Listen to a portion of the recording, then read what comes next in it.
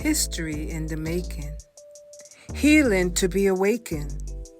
Yeah, you are the star of your story at Let's Talk and Grow with Miss Roshumba. My son is born on a Wednesday. Seen and felt because they are the largest group. And so we got your back. No, we're not perfect. So now you know it's time to grow at Let's Talk and Grow with Miss Roshumba. Let the healing begin. welcome back to part 3 of speaking to Mr. Randle. And the title of the theme of our talk is Made to Last, to connect the past to the present. And we're all in the present as of this moment in time. October 23rd, 2024. We're outside on a 2.5-acre property where the elder lives and resides. And, please, if you hear the background noise, just know we're doing it naturally, and I'm going to do my best to, quiet it down when it's editing time. So, because, when it's time to do the work, we do the work. We don't have to wait till we get the professional photographer and all the professional everything. God says, show up, I'll do the rest. When I told Moses about that, he said, use that what's in your hand. Yes. We have everything we need. The key is faith. That's right. Trust him for the work. Trust him for the work. So, thank you so much, Elder. I again respect that you said yes. And so far you've shared so much, and I am awestruck because although I'm doing it for the audience, I'm learning so much on this journey, because the key is when the Creator speaks to you, you have to be able to listen and do the work. That's right. Because we were chosen long before we knew we were going to be here. That's right. And we come to do work. And most of our work, we've kind of gotten caught up in egotistical work, Yes. Who got the biggest, Selfish. the best, All about me. all about me. So, and that leads me, so this is part 3. Make sure you look at part 1 and part 2. Because I have, please say your name again. Kalalazi. Kalalazi Randle. Kalalazi Randle. 19 letters in his first name. Let me say this also. I learned how to spell my name 4.5 years old. 4.5 years old. Because I wanted to go to school, and at that time they only had one rural country school in that community, one teacher. His name was Professor Smith. He had from no kindergarten, first grade through 7. And we sat in the little old country desk with the inkwell on here. And I learned how to spell my name at 4.5 because I wanted to go to school. He told my mom, he said, if he's potty trained, he can spell his name, he can go to school. He didn't think I was going to be able to do it, but I did it. Well, why don't you spell your first name for the audience? Since I told them, I set the scene for them that it was a long name. Okay. Please, if you would spell it for them. Yes. CHALLOUGHLCZILCZISE. Kalalazi. Kalalazi. Kalalazi. Chaldean, that's the Chaldean pronunciation. Chaldean. Chaldean. The other race is Cha, but I prefer Ka. And what's the origin of that name again? They said it came from Mali, Mali. Mali, West Africa. Yeah. Okay, that's your family origin, or? No, I'm Okie by birth. Okay. And my people are, but you got to remember that was in the 30s. My mom was born in 2011. Okay. So, and my grandfather's older. When you she mean is 2011? 1911? I mean 1911. I'm Okay. sorry. Yes. Yeah, 1911. Yeah, 1911. Okay. And her, like I said, she was the baby of the family. So And that was not too shortly after all this other stuff had happened. You know, people coming back from Africa persuading people to come back home. Yes. And that name came from that person. Okay. Okay, so that's the connection. Yeah. Because there was a time when, after slavery ended, that, you know, the planters and the was trying to ask the people, you know, what are we going to do with all of you? Those that want to go back to Africa, you're welcome to. I think Liberia was the state that they mostly sent people back to.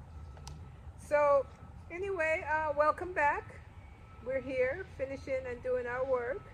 And I do want to say that, you know, it's important that you support me by, number one, subscribing. Number two, leave a comment and share and thumbs up.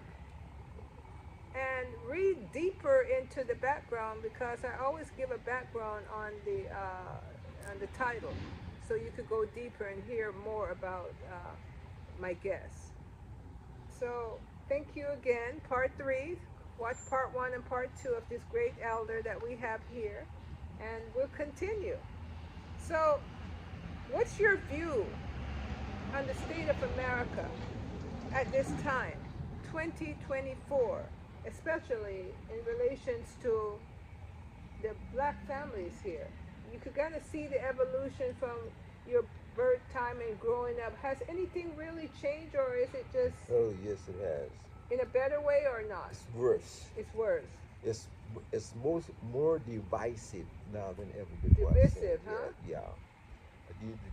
Divisive. Yeah, because of what's one person influential can influence in the wrong way. That's the reason why it's a dangerous time.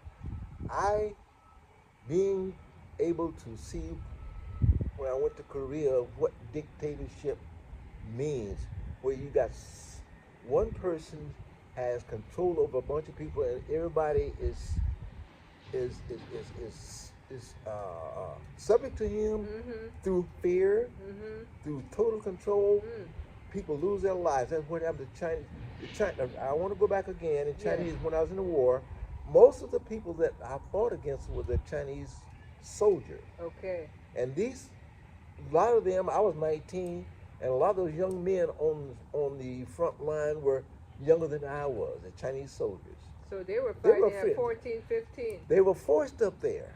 Wow. And some of them did not even have weapons. They had to wait until somebody died to pick up his weapon. And they were there for a force. And so same thing can happen if you take what we have for granted. Yes. And the democracy. Please check people's lives. Yes. Check people's lives. If somebody is immoral, they're not listening to the voice of God telling them how to treat people. Yes. It's all about selfishness. Yes. And that's what's happening today. And this thing that they're doing right now is very, very divisive. They're gonna try to put somebody in the office that show no respect for life, for nobody else, for women, even for himself, for his family. Yes. And not only that, the thing that he's doing to the Bible, that's called blasphemy. Blasphemy and hypocrisy. Okay. God, if you're a child of God, you cannot serve two masters. You either serve one or you hate the other, and you're going to do either one. So you cannot be part of God and part of the other thing. Yes. So all I'm saying, just beware, that's all. And voting is important? Huh? Voting, yes I did. I'll tell you, I vote. A lot of time, you'll never have somebody going to be ideally than what you have in your mind. Okay. But you got to choose what is the lesser. What would be the two? If there's some moral, it's the other side. It seems like moral and fair to people. You got to be a people person. You can't don't be a people user or abuser. Be a people server. And you will know when it feels right. That's right. Yeah, you Yes. know when it feels right. That's exactly right. Ask God for guidance too. He'll tell you. That's right. I love Yeah. that. So You can't go wrong. no, So the state of America is being challenged it right is. now. But God got us. He gonna always have a remnant of people that's gonna live and tell you what is right. Yes. So let God say, tap you on the shoulder. Say, I am so blessed. Yes. Lord, help me to use whatever. I don't have to be smart, but use what I have to His glory, and He'll bless the other part. Yes. Don't worry about the result. You do what He tell you to do, and leave the other part to Him to do. Exactly. But make sure you do what He has directed you to do. Your part. Your part. Yes. Thank you for that. Yes. Now, I'm going to kind of finish the last part of this by talking about relationship, marriage, because, everything starts in the home. Yes, it does. It starts with love. First, love of God to us, but then love of the partner we choose to go through life with. And, it's always been a challenge for us to stay together, black man and black woman. And I study history, so I kind of understand the trauma that occurred way back then. And you even touch bases on it when you say, during those times, the men would, get with the women, produce a child, and go on their merry way. Yeah. And, as a man themselves, probably coming from that upbringing, that wasn't comfortable, but yet they became men and repeated it. So there's something sinister that goes on deeper than that. But you, sir, was married for how many years? Only 68. Only 68 years he was married to the same woman. That's right. First of all, I like to say this. When I give my heart to God, in the churches, in the black churches especially, there's more young women that love God more than the young men do. Mm-hmm. And it's the same thing with our church. I was surrounded by a lot of young women. My pastor had an older daughter. We all grew up together, and I was kind of looking at her when I got out. But we asked God, is this your will? Both of us Christians. And we were going to college, and we were participating in young people's meetings and everything, and we're doing it. And I was her father's, I was chauffeur for her father when he wanted to go and have somebody to drive him someplace to pray for somebody. Okay. So that was before I got married. Yeah. Yes. Right after I got give my heart to God. And the father was saying, "Oh, this is a nice man." Yes, and the mother, they were hoping that their older daughter would have. But we asked God, and we both said, well, God let us know that it's not. And we still friends until she died. But anyway, that's the only time that I've known that you could like somebody and depart and still be a loving, godly relationship with that person. Yes. So finally, I tell you, I put down all my old road dogs when I ran from them because I didn't want them to drag me back and Okay, so the people that you were hanging with. Yes, the one that bad influences. Break the law with drinking at that time. Yeah. Drinking that old cheap wine, 49 cents for a whole big old. What's it? The bottle. Pint. Yeah. That was the long dog, we call it. Long dog. Yeah, and doing and sneaking and smoking and stuff like that. From the age of 13, I started smoking until the age of 23 when I stopped. Okay. Because God, I kept that vow I made to Him when I was over there. Yes. And He was faithful, and He broke that habit just like that. Look at that. Because when God has something for you, He don't do no halfway job. Yeah. He does it completely. And He gave you the choice, and you said yes. He gave me the choice, yeah. And by me keeping His being faithful, sparing my life, I felt like I owed Him my allegiance also. Yes. So it's a two-way thing. 93 years later, folks. Yes. And I've been tested. 93 years later. That's right. He said yes to God. Yes. Now, long life has its place. Not everyone gets long life. But it's the quality of life too. Right. So his length and quality is amazing. May I quote a scripture? Yes, you may. He's going to quote a scripture. Proverbs, the 3rd chapter, first verse says, "My beloved son, remember my commandments and keep them. Then the promise is that I will give you length of days and years with peace." That's what we all want, peace. And then further down it says, "I will give you favor with God and man." Keep favor with God, with Yes. him and man. And he does that. Yes. The first part it says, "Remember my commandments." That means you got to know what his commandments Yes. are. And don't try to alter those commandments he give you to fit you, because he knows what's best for you. He's your creator. And he wants the best for you. Yes. So if you do that, then peace, and that peace that he gives you, that's in the midst of turmoil. I want to go back again at the age years ago in the late earliest 80s. I was called to the ministry by God. I didn't want to do it because I drove my pastor around. I saw some of the disrespect some of the people showed him. Right. I said, "I'll never be a preacher." That's what I Right. said. But God tapped me on the shoulder, and I cried. That was after I met my wife, married her. Okay. You have children. I have children. How many children? I have 2 boys and 2 girls. 2 boys and 2 I girls. Yeah. And then you were called to ministry. Yeah. And my wife, she was a worker too, but she was called to ministry earlier than I was. She was a Christian girl. Another thing, young men, I know some of y'all like to fish. If you want to catch trout, you don't go down in no canal to catch no trout. Hear that, men? If you want trout, you got to go where the fresh water is flowing. Yes.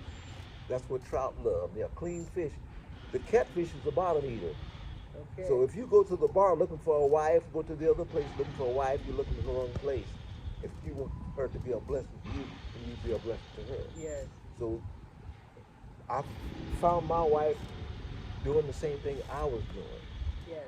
She was one of those young women attending service just like I did in revival, different churches.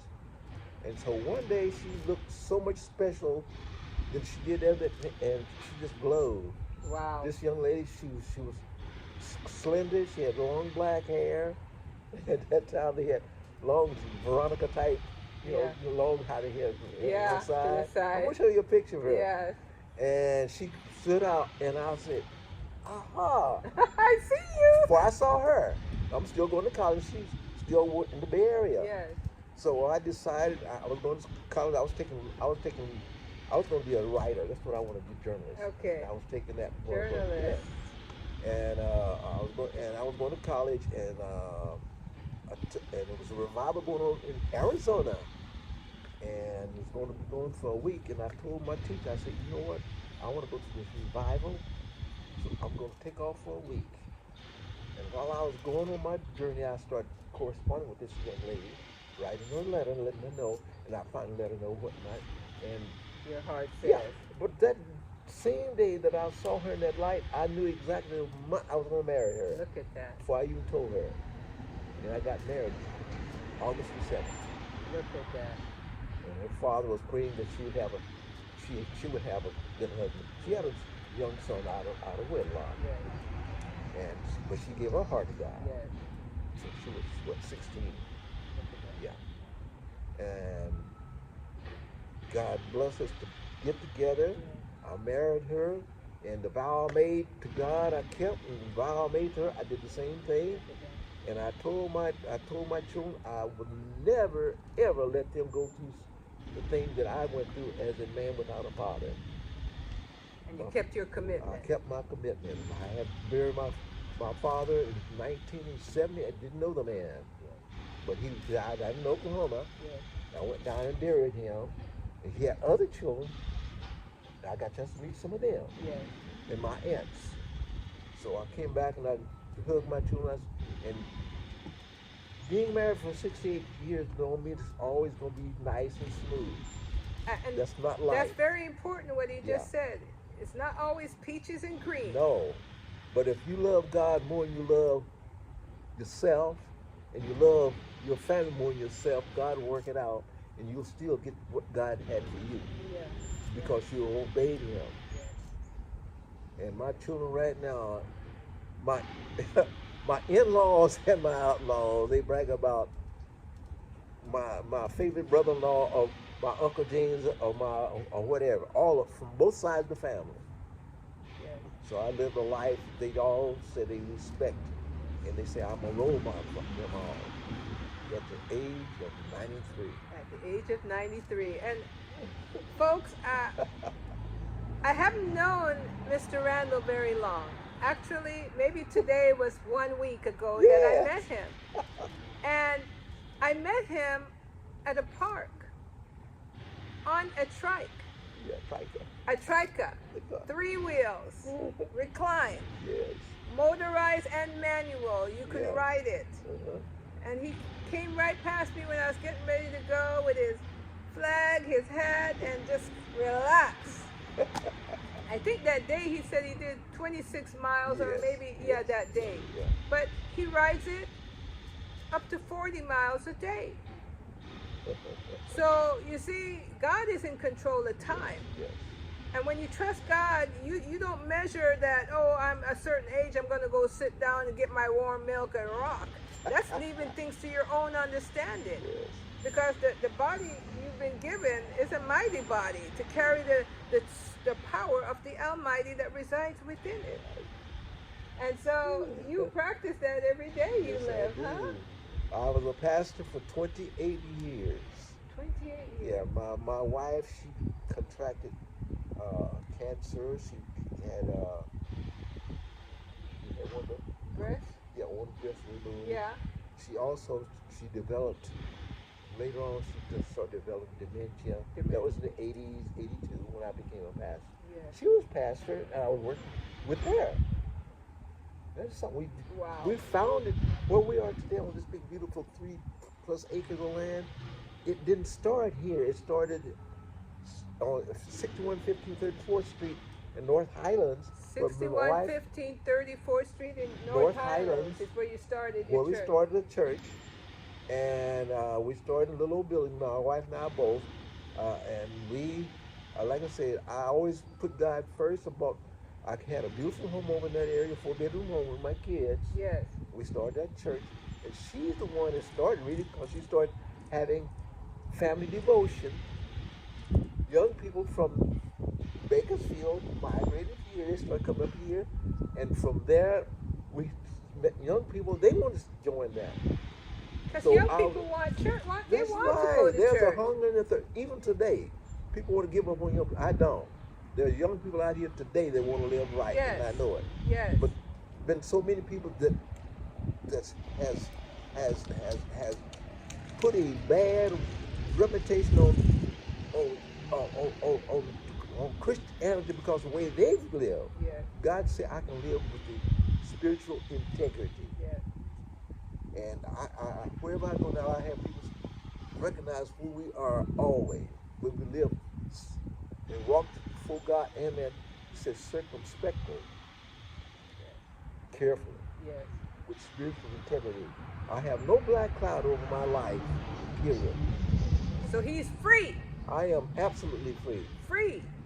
Because the Creator would say, test my heart. Right. He say, test my heart to see, if I'm worthy. That's right.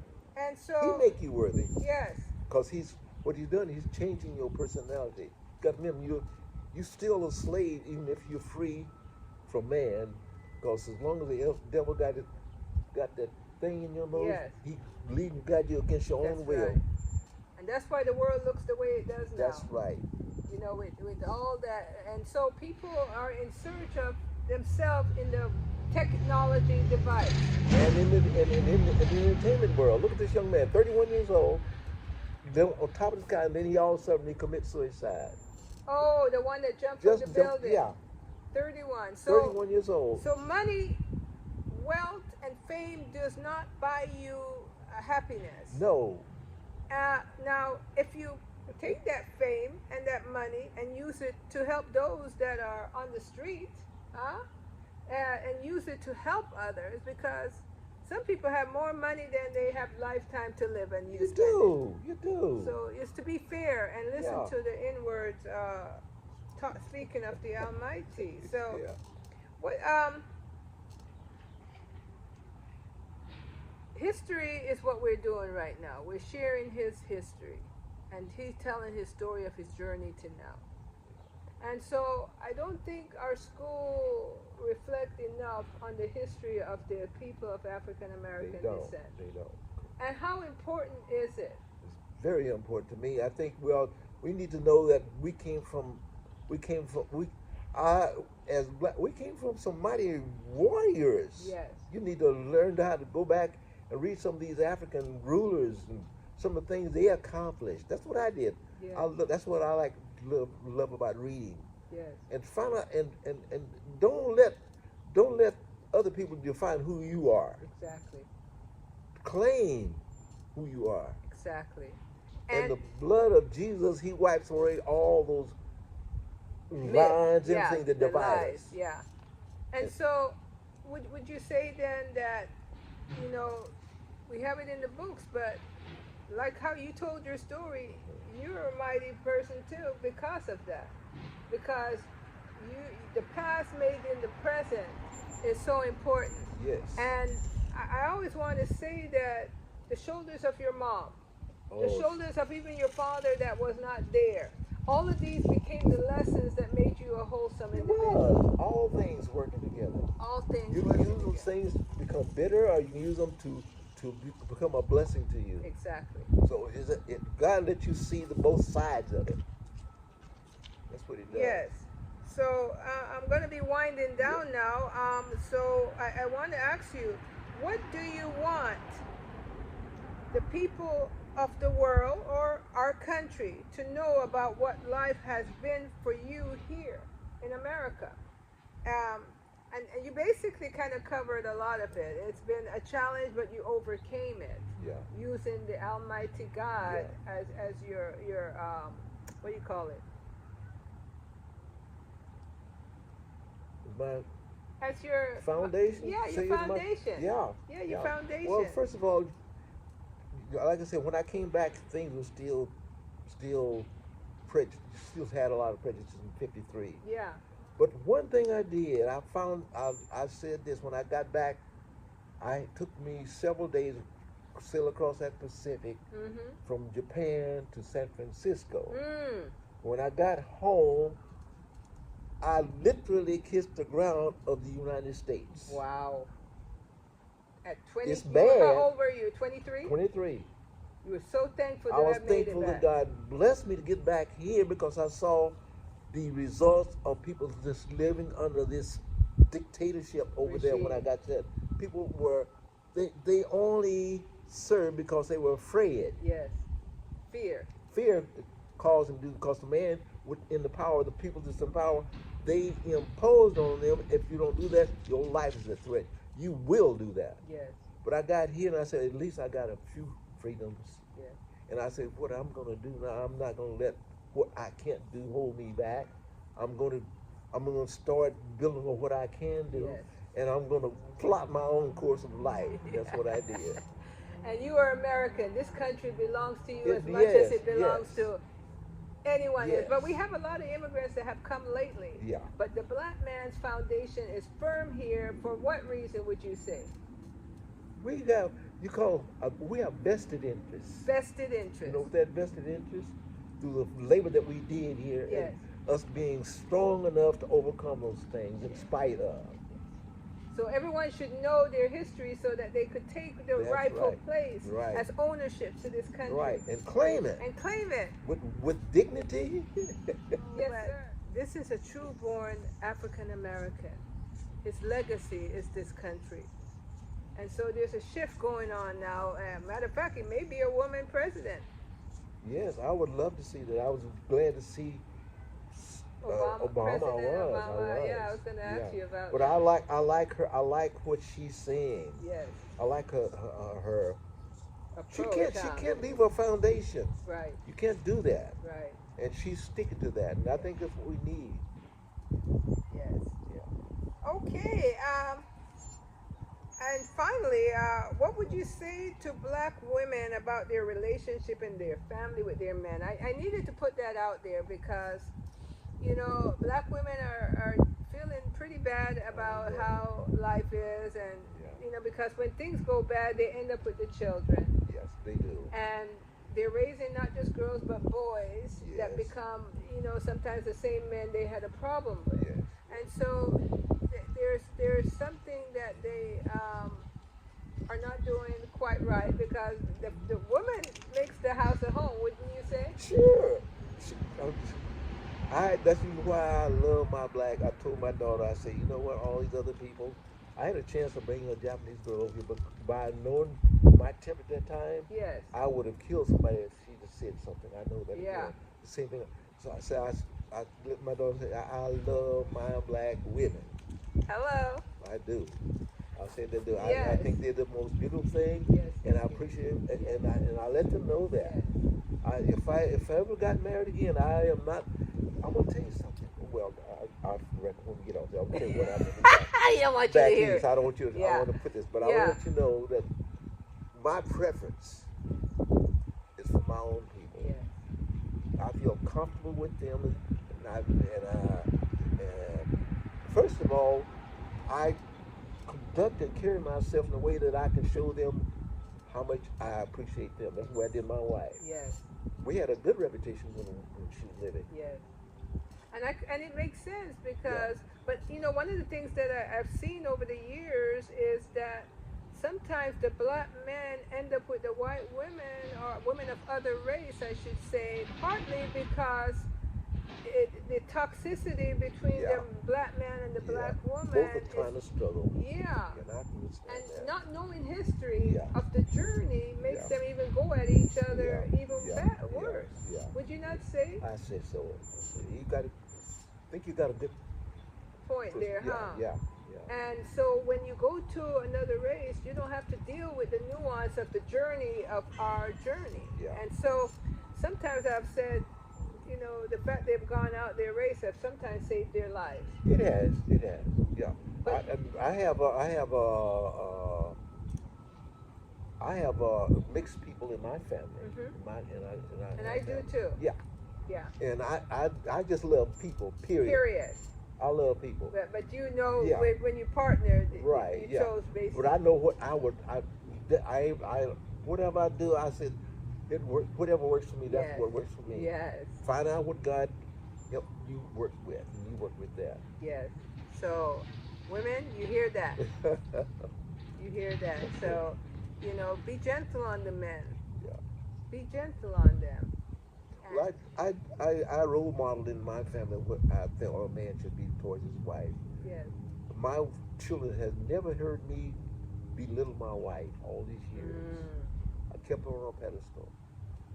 That lady, when I left Bakersfield, got to make a little money. Every 2 years, I put that lady in a new car.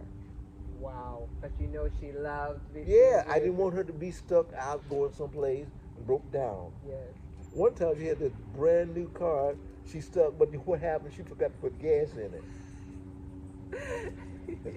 Other than that, one no mechanical. Well, hey, if you watch part 1, you will know that a 17-year-old back in the 1940s bought his mom a refrigerator, her first refrigerator.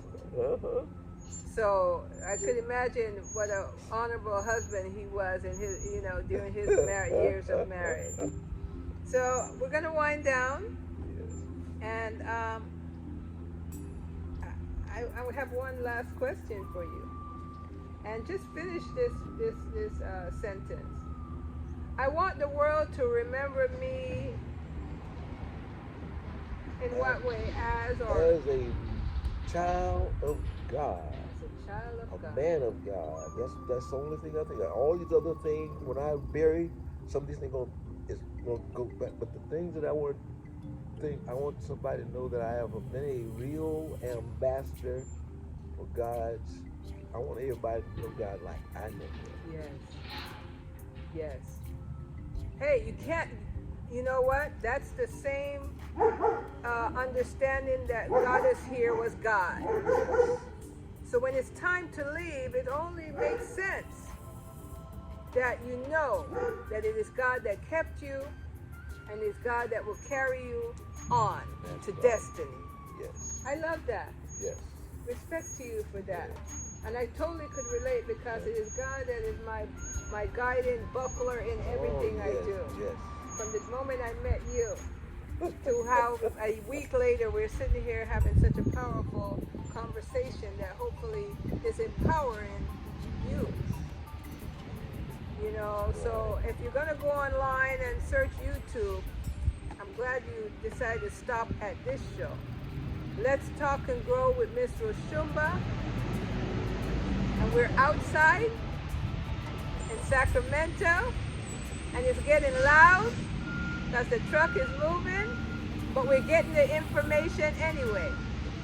So thumbs up, share, leave a comment, subscribe. I'm going to definitely do it. There you go, do it. And we thank you so much, Elder. We thank you so much for taking time and sharing your wisdom, your peace, and your lessons, your sacred lessons. And you know, we know time is valuable. And he spent his time with us today. So, you know what we do. Look at all the 81 videos I have in there. Not just these that you've seen, but look through all of them.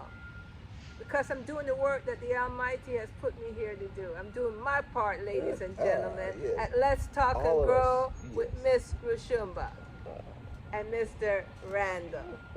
Say your first name again. Kalalazi. Kalalazi. All right, bless. So now you know it's time to grow at Let's Talk and Grow with Miss Roshumba. Let the healing begin.